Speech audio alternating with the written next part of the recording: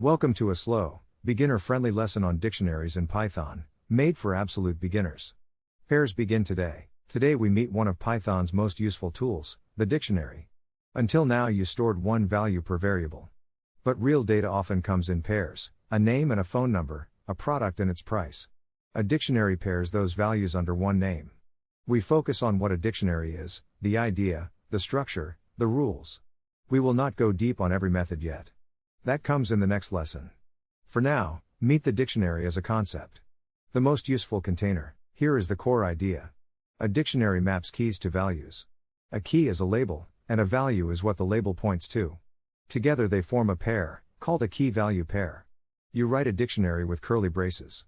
Inside, each key sits on the left of a colon, and its value sits on the right. The whole thing reads like a small map. This label points to that thing. Once you see it, you start noticing dictionaries everywhere in real life. Keys point to values. Dictionaries live in the real world, long before Python. Phone books, menus, address books, all of them pair a label with a value. Long before Python. Think of a phone book. You do not flip through every page to find one number. You jump straight to a name, and the name gives you the number. That is exactly how a dictionary works. You give it a key, the name, and it gives you back the value, the number. Menus work the same way. Dish points to price. So do timetables. Time points to event. Anytime you look something up by name rather than by position, you are doing what a dictionary does. Look up by name. Here is how you create a dictionary in Python. Person equals a set of key-value pairs inside curly braces. The key name points to the string Ada.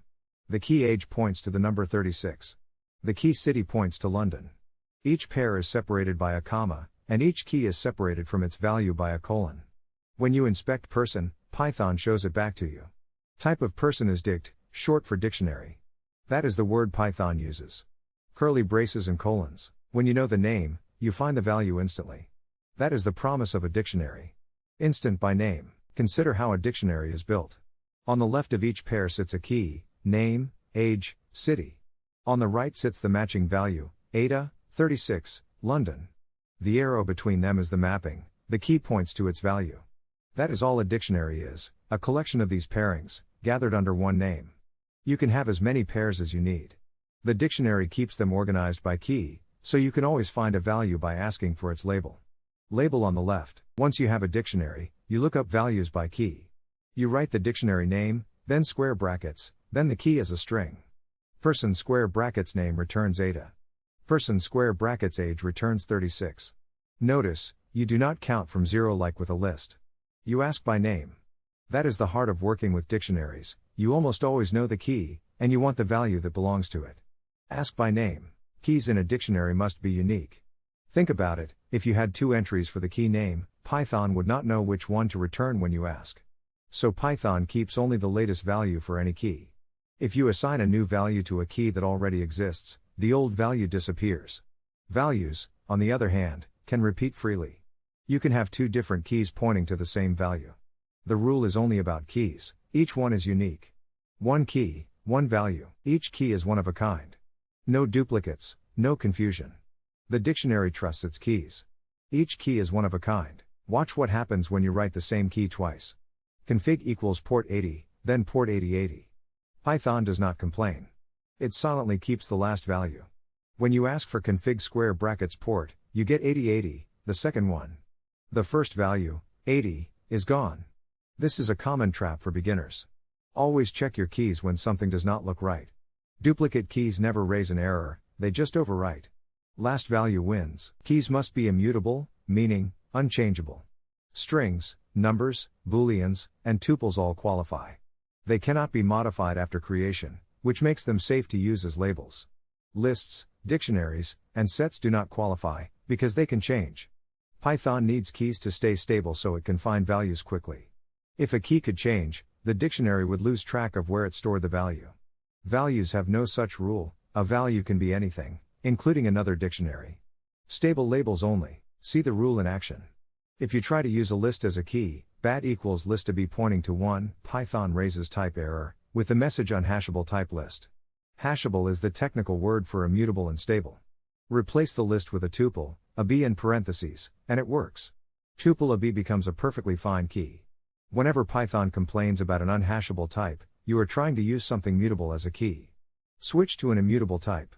Lists cannot be keys. A dictionary is not frozen.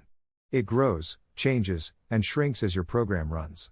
It bends with you. The dictionary itself is mutable, you can change it after creation. You can add a brand new key and value. You can update the value of an existing key. You can remove a pair entirely. The dictionary grows and shrinks as your program runs. This is what makes dictionaries so useful for real data, which is rarely fixed. Configuration changes. Profiles get updated. Records gain new fields. The dictionary bends with your program. We will practice all these operations in the next lesson. Add, update, remove. Every dictionary supports 4 kinds of operations: create, read, update, and delete. Create means writing the initial key value pairs when you build the dictionary. Read means looking up a value by its key, the most common action. Update means assigning a new value to an existing key, replacing the old one. Delete means removing a pair entirely, so the key no longer lives in the dictionary. These 4 moves cover almost everything you will ever do with a dictionary. We practice them in detail in the next lesson. 4 moves, 1 dict. Here is a quick preview of all 4 operations. User equals name Ada, that is create. User square brackets age equals 36, that adds a new pair. User square brackets name equals Grace, that updates an existing key to a new value. Del user square brackets age, that removes the pair entirely. After all that, user contains only name Grace. Notice how natural this feels. You treat the dictionary like a small living record that grows and changes. We slow down on each move in the next lesson. Create, read, update, delete. Here is a powerful property of dictionaries. Looking up a value by key is nearly instant, no matter how many pairs the dictionary holds. Python does not scan the pairs one by one, it uses a technique called hashing that jumps straight to the right slot. Whether your dictionary has 5 pairs or 5 million, the lookup takes roughly the same time. This is the main reason programmers reach for a dictionary whenever they need to find values by name. Speed is built in. Speed is built in. Compare a list and a dictionary. A list keeps values in order, first, second, third, and you reach them by position, counting from 0. A dictionary keeps values by name, you reach them by key, without caring about order. If your data has a natural order, like a queue or a series, use a list. If your data has natural labels, like a profile or a configuration, use a dictionary. The choice comes down to one question: do you find things by position, or by name? Position or name. Once you see the shape, key on the left, value on the right, you see it everywhere. The shape is everywhere. Once you start looking, dictionaries are everywhere. A contact list maps each name to a phone number. A configuration file maps each setting to its value. Data coming from a web API almost always arrives as a dictionary, field names on the left, content on the right. Even counting things naturally uses a dictionary, word on the left, how many times it appeared on the right. Once this shape becomes familiar, you will read and write dictionaries without thinking about it. Everyday pairs. Here is a friendly preview of how dictionaries connect to the wider world. JSON is a format used everywhere on the web to exchange data. A Python dictionary looks almost identical to a JSON object.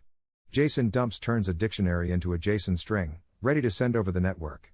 JSON loads does the reverse, it reads a JSON string and hands you back a dictionary. You do not need to memorize this yet. Just notice how natural the fit is. Dictionaries are Python's way of speaking JSON. Python speaks JSON. Quick self-check. Can you say, in one sentence, what a dictionary is? Can you name 2 rules about keys? Can you explain why a list cannot be a key? Can you confirm that dictionaries themselves are mutable, even though their keys must be immutable? If any of these feels shaky, rewatch the matching part. You do not need to know every method yet, just the idea, the rules, and the shape. The practice comes in the next lesson. Say each out loud. In one breath, a dictionary maps keys to values, like a phone book maps names to numbers. Keys must be unique and immutable, strings, numbers, tuples. Values can be anything, including duplicates. Dictionaries themselves are mutable, you can add, update, and remove pairs. Lookups by key are fast, no matter how large the dictionary grows. Dictionaries show up in configuration, in web data, in records of every kind. Hold this picture, and the practice in the next lesson will feel natural. One breath, one picture. Next lesson, we go deep on using dictionaries in code. You will practice each of the 4 operations: create, read, update, delete, with many examples. You will learn how to loop over the keys, the values, or both. You will see nested dictionaries, where a value is itself another dictionary. And you will work through real patterns, counting, grouping, and transforming data. The idea you built today is the foundation. The practice comes next. Practice comes next. If you want a quick practice, build a small dictionary yourself. Profile equals name Ada, City London. Look up profile square brackets name, you should get Ada. Add a new pair by writing profile square brackets age equals 36. Then call len on profile, you should see 3, because there are now 3 key value pairs. When that feels comfortable, you are ready for the deep dive on using dictionaries in the next lesson. Build one yourself. Thanks for meeting the dictionary. Next, we learn how to create, read, update, and delete pairs in depth. The idea is yours.